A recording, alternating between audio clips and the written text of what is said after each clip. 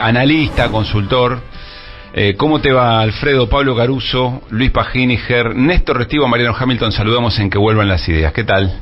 Hola, Pablo, compañía, ¿cómo estáis? ¿Cómo va todo? Bien, muy bien. Bueno, tenemos ganas de charlar bien al hueso del momento de las dos coaliciones más importantes que tiene la política argentina, si estás de acuerdo, frente a algunas novedades en la jornada de hoy, porque en muy poco tiempo Horacio Rodríguez Larreta, a través de redes sociales, muy politizado, o sea, de manera virtual, podemos decirlo, de manera virtual, sí, va a anunciar su precandidatura a presidente. Algunos, incluso hay gente enojada dentro del PRO que no consultó con nadie, que se apresura un poco. Yo te quiero hacer una pregunta muy general sobre cómo estás viendo Juntos por el Cambio. Hace muy poquito difundiste una encuesta con mucha paridad entre Bullrich y Larreta, quizá la podemos comentar también. Pero en particular te hago esta pregunta: ¿cómo se maneja en un año electoral el tiempo óptimo para lanzar una precandidatura, para tomar definiciones? Vos que trabajaste en muchas campañas electorales? Yo creo, Pablo, que son como movimientos tácticos de cara a tomar las mejores posiciones a la hora de la definición decisiva de las candidaturas. Creo que ahora mismo, tanto la carta de Scioli como esto que estáis anticipando, claro, me parece que, además lo has utilizado muy bien el término, son precandidaturas, son escenarios previos, cada quien va jugando sus cartas. Creo que a veces puede ser positivo, fructífero, aparecer pronto y colocarse desde primera hora. No sé, estoy pensando en el 2015, Scioli, creo que él se posicionó muy pronto, sí, y se fue quedando, dicho de alguna manera, ¿no? Para explicarlo mal y rápido. O sea, el riesgo de adelantarte es que podés perder, no sé, tensión, vigor político. Creo que tienes tus cuestiones positivas, porque el hecho de definir rápidamente una posición te coloca en el escenario, en el imaginario de tus votantes. Creo que dirimes un montón de especulaciones y dudas. Es probable que el resto de gente empiece a tratarte como precandidato o inclusive como candidato y te fijen bien tus adversarios puertas adentro. Y creo que eso es bastante positiva. Y después tienen las contras, que es que el nivel de erosión, el nivel de batalla interna te pueda salpicar más de la cuenta y te vaya afectando en lo negativo. Yo creo que son cálculos que hacen cada quien. De hecho, es curioso que las dos cartas que han salido hasta ahora precisamente yo creo que intentan fijar posiciones. A mí nunca me parece mal que quien la tenga muy claro se ponga para adelante. Me parece que lo de Larreta parecía muy obvio por el seguimiento de las últimas semanas, meses de su campaña nacional, teniendo en cuenta que quizás nos hemos olvidado, pero todavía él tiene una competencia circunscrita a la capital, pero se le ha visto por todas partes y creo que, bueno, era casi la consecuencia, y creo que es un mensaje hacia adentro, porque efectivamente hay una disputa de encuestas en cada primaria, en cada paso, y creo que también intentan de alguna manera pues condicionar los resultados de las encuestas que salen. Si posicionan lo más rápido posible, a lo mejor creen que con eso tienen un pequeño empujón de cara a las internas, y veremos qué pasa. Creo que todavía mucha agua debajo del puente va a correr. Claro. A ver, esa dinámica, seguimos hablando de Juntos por el Cambio. Ahora te vamos a preguntar por Scioli, por el Frente de Todos, por el operativo Clamor respecto de Cristina, por el rol del presidente Alberto Fernández, ¿no? ¿Hasta cuándo debe mantener la duda sobre si juega o si no juega? ¿Cómo se manejan esos tiempos? Son muy distintos, uno imagina, en este caso, en el oficialismo.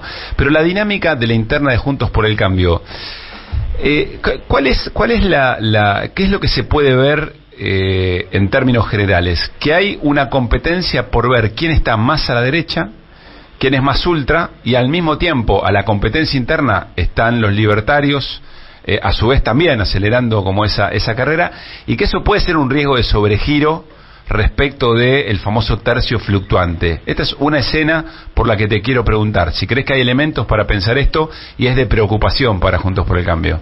Es un escenario novedoso, Pablo. Esto no ocurrió en el 2015, no ocurrió en el 2019. de tener un espacio electoral político de ultraderecha con un porcentaje de votos. Ahora lo de menos es saber si tiene 10 o tiene 20, pero que tiene un porcentaje de votos los tiene, y esto te obliga, repito, a jugar en una cancha completamente diferente a la que venías jugando durante mucho tiempo. Y esto te obliga a tomar decisiones arriesgadas, a tomar decisiones diferentes, a inclusive saber que tienes o quieres hablarle a otro tipo de electorado para que no tengas tanto a la derecha tradicional como al progresismo, a la centroizquierda, a la izquierda, los condiciona, digamos. Sí, yo creo que los condiciona muchísimo más a Juntos por el Cambio. A mí me recuerda mucho el escenario de España. Nunca al Partido Popular le había salido un bloque político electoral competitivo a su derecha, como Vox. Y esto ha modificado mucho las reglas del juego en España en los últimos 4 o 5 años. Ha pasado en otros países. Ha pasado en Perú, donde la derecha tradicional tuvo que darse cuenta que tenías un ultraderechista como Kast, y no supo jugar, tanto que no supo jugar como que quedó fuera de la segunda vuelta. Le ha pasado a la derecha francesa. Es decir, esto es un escenario nuevo para la Argentina, con sus particularidades y singularidades, pero que en el mundo... ¿Cuánto está midiendo Milei o libertarios en su conjunto? ¿Hay una aproximación de eso real, Alfredo? ¿Que no esté inflado? Yo si miro todo el promedio de las encuestas, y a mí lo que me gusta mucho es mirar la totalidad de las encuestas publicadas, teniendo en cuenta, como bien dice, que bueno, sí hay algunas que inflan, pero se observa mucho en la dispersión de los datos, y si eres capaz de corregir un poco de esto, yo sí creo que la ultraderecha, los libertarios, están jugando en torno a 15 puntos como mínimo. Yo no creo que tengan menos de 15 puntos. Esto estamos hablando sin proyectar sobre voto válido, que proyectado sobre voto válido puede tener unos 20 puntos. Y esto es un escenario absolutamente distinto, insisto, distinto para la Argentina. Claro. En otros lugares ya ha habido estos resultados. La ultraderecha chilena se metió en segunda vuelta con 25 puntos. La ultraderecha francesa le pasó algo parecido. Yo creo que la ultraderecha argentina tiene un porcentaje de votos relativamente estable en el último año y medio, que si mira nuestra propia encuesta del año pasado de octubre, ya le daba unos 13 puntos. Si miras el promedio de todas las encuestas en este año 23, el valor que nos sale a nosotros creo que era 17 puntos. Insisto, 23 encuestas revisadas en este año 2023, y yo creo que es un bastión electoral relevante. Eso tiene una curiosidad, Álvaro García Linera siempre me lo decía para con Bolivia: la ultraderecha puede ser una oportunidad electoral para el progresismo porque los divide, claro, pero es muy malo políticamente porque desplaza el eje de la matriz de valores e ideas hacia lugares que verdaderamente colisionan con la democracia. Es como una paradoja. Electoralmente te podría venir bien, insisto, porque parte en dos a tu adversario político, pero políticamente te desplaza mucho el eje. Esto pasó en Bolivia, cuando aparece Camacho, también un escenario parecido. El Bolsonaro de turno de Bolivia rompió en dos a la oposición al MAS. Electoralmente te puede ayudar, pero políticamente acabó en un golpe de Estado. Imagínate hasta qué punto podríamos llegar. Alfredo, ¿qué tal? Luis Pablo te saluda, ¿cómo estás?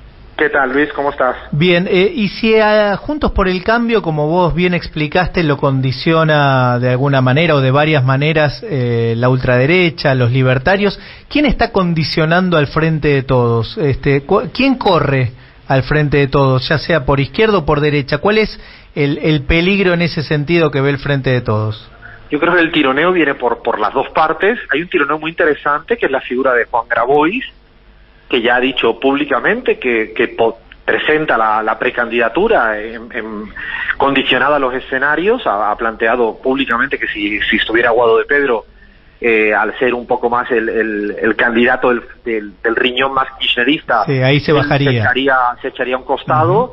Sin embargo, si hubiera otras alternativas, más de las opciones probablemente masistas, inclusive la candidatura de Scioli, yo creo que Juan Grabois plantea una opción más corriéndole si cabe por la izquierda, que a mí me parece importante en este debate. Probablemente habrá un sector de los que votaron al Frente de Todos en el 19 que se quedaron en casa en el 21, pero que no quieren irse a otro lugar, y que a lo mejor ese desencanto, un sector desencantado, por la izquierda, porque no se hizo todo lo que quería que se hiciera, porque no se cumplió el programa electoral tal como se estableció. Probablemente a lo mejor la figura de Juan Grabois podría ser una figura que, insisto, a lo mejor no sé si le dan los números, eso es muy difícil a día de hoy, pero sí aglutina un cierto sector. Claro, no sería un candidato que quizás pueda ganar efectivamente una PASO, pero sí condiciona desde lo ideológico a las posturas programáticas del frente. Pero perdón, Alfredo, para condicionar desde lo ideológico, sacando de lado la intención de voto que pueda tener,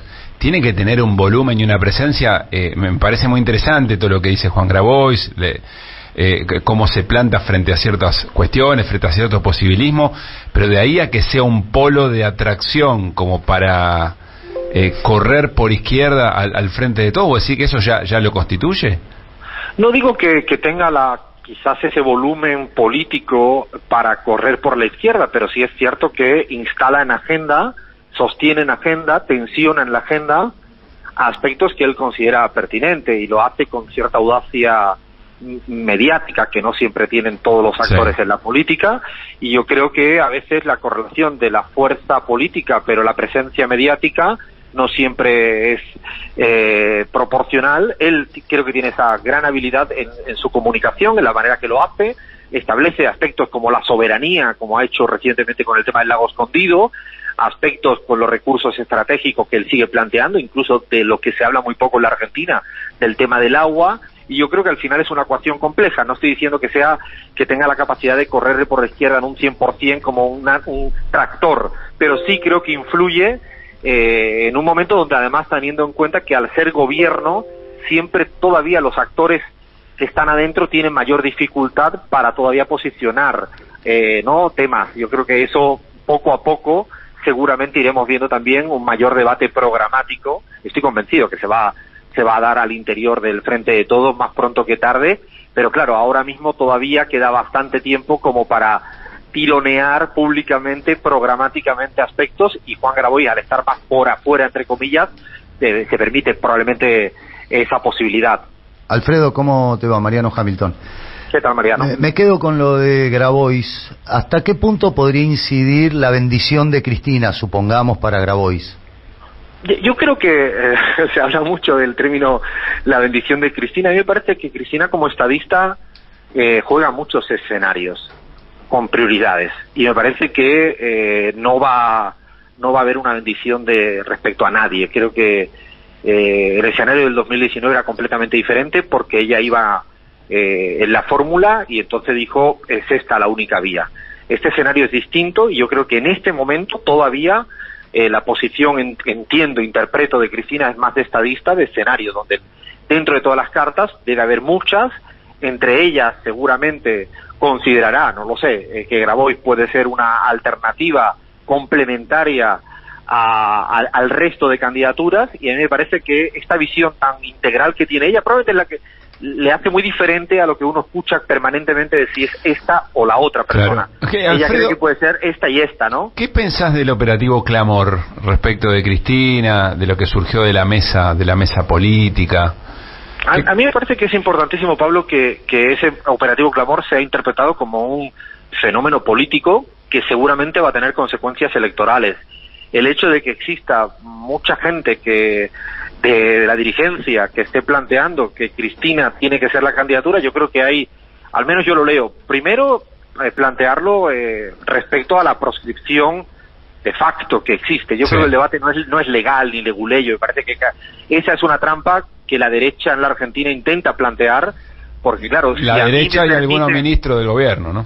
Sí, si a mí me permiten presentarme, pero a sabiendas que estoy amenazado, que después de asumir el cargo yo puedo ser destituido del cargo, bueno, políticamente eso implica una proscripción, sin dudas, un condicionamiento. Es como, me acuerdo como en Bolivia se planteaba, usted extraiga el petróleo, pero que después se lo quedan las transnacionales. Bueno, pues es algo parecido. Usted puede presentarse, pero está sometida a que sea destituida del cargo, y esto es una proscripción de hecho, y yo lo que no haré jamás es entrar al debate, insisto, legal. Yo creo que el Clamor tiene ese sentido, posicionar lo que representa Cristina, porque yo creo que no solo es Cristina, sino... Es decir, vos no ves tanto una escena de movilizaciones populares y Cristina tomando una decisión respecto de ocupar ese lugar histórico, sino más bien eso como un alimento de la expectativa política que puede generar el Frente de Todos o un espacio del Frente de Todos. Tal cual, yo creo que a mí me parece que lo que se está construyendo es un contexto, un marco, un frame, que es muy necesario para saber en qué condiciones se tiene que competir electoralmente. Bien. Y eso que Cristina lo ha planteado ya hace meses, me parece que hay un sector importante del Frente de Todos que sigue esa línea, visto más desde ahí. Ahora, quien lo quiere interpretar si es o no es candidata, si eso va a condicionar o no a Cristina, yo creo que está equivocándose en el análisis. Me parece que la construcción de marcos es fundamental y es un marco determinante, inclusive para el votante que necesita abrazarse a la figura de Cristina, esté en la papeleta o no esté en la papeleta, y yo creo que va más allá. Alfredo, Néstor Restivo, ¿qué tal? Buenas tardes. ¿Qué tal, Néstor? ¿Cómo vas? Me quiero salir un poco de los nombres y de las candidaturas y pensar en el otro lado del mostrador, en el electorado. Nunca una elección se define por una sola variable, ¿no? Pero si tuvieses que pensar en la variable que va a condicionar más el voto de los argentinos y las argentinas en octubre, ¿te parece que la economía, la desilusión, la seguridad, el futuro... ¿Qué elemento van a tomar más? Sobre todo pienso en los nuevos votantes, ¿no? Como para definir esa elección. La incertidumbre. Creo que es un momento de gran desconcierto, no solo en la Argentina, sino en el mundo. Yo creo que estamos ante la era de la incertidumbre, no solo el efecto de la pandemia que sigue. Yo creo que la pandemia todavía no entendemos bien la huella que ha dejado sociológica y política, inclusive electoral, en las sociedades. Creo que hay que repensar. Incluso me paro a pensar por qué en estos momentos a veces no existen comportamientos previsibles. Yo creo que es la incertidumbre que tiene efectivamente una arista económica. Yo creo que hay también una suerte de reconfiguración de la clase política argentina, o mejor dicho, de las fuerzas políticas en la Argentina. Creo que hay una resignificación que están buscándose. Como bien decíais, Juntos por el Cambio está definiendo qué quiere ser de mayor, si se escora todavía más a la derecha, si se posiciona en el centro derecha, y una disputa ideológica de matices interesantes. Lo mismo está ocurriendo en el Frente de Todos, en otro plano. Si piensa en que debe haber una siguiente etapa de continuidad a lo que es el kirchnerismo, si se abre en una suerte de gran coalición de grandes acuerdos en el terreno económico, yo creo que ahí está la aparición de la ultraderecha. Está lo que vaya a pasar con los radicales, que yo sigo pensando que también es una incógnita. No descartaría las posibilidades de que incluso se parta en dos los radicales, no digo en candidaturas, pero sí en apoyos. No sé si algunos sectores de los radicales, como ya ha pasado en los últimos años, se van desgajando de hoy en día de la coalición de Juntos por el Cambio, si es Patricia Bullrich la candidata. O sea, vos ves un sector del radicalismo que no bancaría a la posición más ultra del PRO como cabeza de lista, como candidato o candidata. Algunos ya lo han hecho público, sí. Y creo que todavía no ha terminado ni siquiera esta partida, y me parece que el radicalismo también está en un momento de parteaguas, donde sí nada tiene que ver, creo que Facundo Manes con Morales, ¿no? Creo que son sectores con posiciones distintas, incluso en lo internacional, donde uno bancaba a Lula y el otro a Bolsonaro, que no son cosas menores. Yo creo que por eso digo que estamos en un momento de gran incertidumbre, de gran reconfiguración, de gran fragmentación en el arco político argentino, y yo creo que todavía, por eso me parece que la variable económica va a ser importante. También, cuidado con la variable económica, porque el efecto pandemia, yo creo que hace que de alguna manera condicione mucho cómo la gente pueda entender la preocupación económica. O sea, se ha pasado tan mal en la pandemia, ha habido sectores que lo pasaron tan mal entre los 4 años de Macri y el año y medio durísimo de la pandemia, que me parece que hay una suerte de, no sé si decirlo, normalización de una situación económica jodida, porque no es que nadie esté bien. Sí. La situación económica es jodida, es complicadísima, y pero con normalizar, decís vos, alcanzaría para que se construya algo de certidumbre, si es que eso, como vos dijiste, es una variable a tener en cuenta en la definición del voto. Exacto, creo que si quizás no hubiera habido los 4 años, porque además creo que cuando alguien mira hacia atrás desencantado, ya la oportunidad de Macri en el imaginario de mucha gente que podría estar más dudando, sí. Ya saben también lo que es. Entonces creo que por eso digo que no está fácil a la hora de descifrar un poco el votante, sobre todo desencantado, que yo sigo pensando que además es alguien que hoy en día vota a última hora. Eso es otro factor muy emocional. Y más que emocional, yo creo que son de las 2-3 últimas semanas, al menos los que no están militando en ningún lugar, que hay un sector de la sociedad y yo creo que ese ni va a estar tan pendiente a las PASO. La legislativa, hay que recordar, las PASO legislativas fueron de la participación más baja después de la democracia, y es porque las PASO no sé si le van a seducir tanto hasta que no llegue la hora de la verdad. A ver, Alfredo, nos queda muy poquito tiempo, siempre nos quedamos con ganas de más. Quiero hacerte una última pregunta, apelo a tu poder de síntesis. Por lo que pasó alrededor de la mesa del Frente de Todos, de la mesa política del Frente de Todos, ¿están dadas las condiciones en el Frente de Todos respecto de su interna de llevar adelante unas PASO saludables? ¿O sería preferible encontrar un candidato o candidata de consenso? Yo creo que es una pregunta muy difícil de responder. Me parece que se van a necesitar varias mesas más. No creo que en una mesa se resuelva todo. Varias mesas más y posiciones muy claras de quién van y quién no van. No me veo, no, como se ha dicho ya por activa y por pasiva, unas pasos con el presidente adentro en el corto plazo. Me parece que todavía creo que se necesitan varias mesas más. Voy a tomar esa respuesta como, así como está la cosa hoy, no está en condiciones de hacer una PASO saludable. A día de hoy todavía creo que faltan varios capítulos más de esta serie que genera ansiedad a todo el mundo. Creo que una mesa no resuelve, una mesa ayuda y contribuye, pero creo que entender que una mesa es una varita mágica para que todas las dificultades de un día a otro desaparezcan, yo no soy de los que creen en esos cuentos de hadas. Alfredo, siempre, insisto, es muy interesante escucharte, nos dejás picando varias cosas. Te mandamos un abrazo grande y gracias por este tiempo. Un fuerte abrazo, Pablo, para todas y todos. Alfredo Serrano Mancilla, con toda su experiencia como consultor, como analista, al frente de la CELAC, bueno, contándonos un poco lo que está viendo en